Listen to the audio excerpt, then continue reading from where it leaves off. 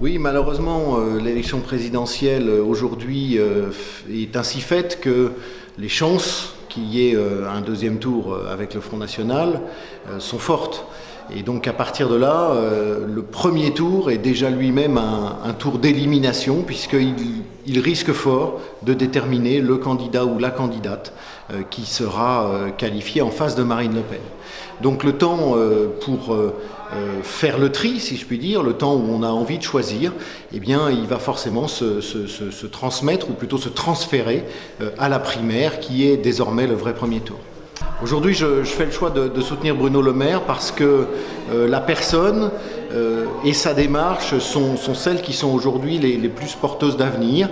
Il a fait le choix de faire un diagnostic qui est parfois dur, mais qui est clair, qui est précis et qui correspond à la réalité de notre économie, de notre société.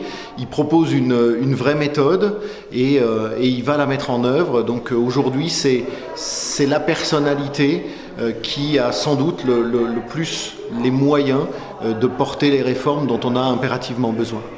L'UDI est mon parti, c'est un parti qui est aujourd'hui essentiel à la vie politique parce qu'il exprime des sensibilités qui sont différentes de celles qu'on trouve dans les autres partis, parce qu'il a aujourd'hui une ouverture européenne qui est quelque chose d'essentiel qu'il faut complètement revisiter. Et l'UDI a fait le choix en tant que parti de ne pas participer à la primaire de la droite et du centre.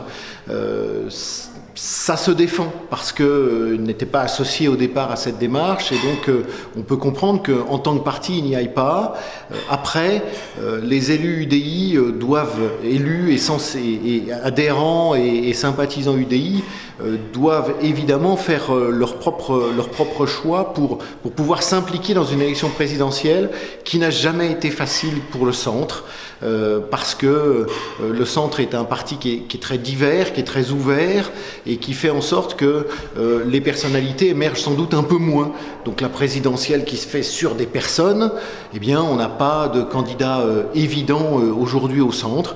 Eh bien il faut qu'on travaille à faire passer les priorités qui sont les nôtres, les sensibilités qui sont les nôtres, à ceux qui seront les candidats futurs de la droite et du centre et qui doivent être ceux qui gagnent la présidentielle de 2017 parce que sinon on reste dans un échec cuisant de la mandature présente ou dans une aventure qui nous amènera à rien du tout avec le Front National.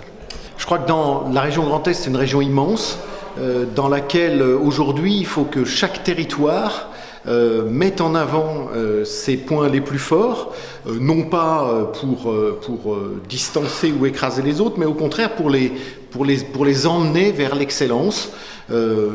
On a en Lorraine un certain nombre de points très forts dans le domaine économique, dont je m'occupe plus particulièrement, le numérique, avec la métropole French Tech qui est donnée à Thionville, Metz, Nancy, Épinal, les matériaux, tous ces points très forts, il faut qu'on s'en serve pour entraîner le reste du territoire régional et puis inversement que nous on sache participer aux effets d'entraînement des autres territoires. Alors c'est un peu compliqué, tout ça c'est immense, on n'a pas toujours l'habitude de travailler ensemble, mais c'est là-dessus qu'on travaille beaucoup au sein de la région Grand Est avec Philippe Richert.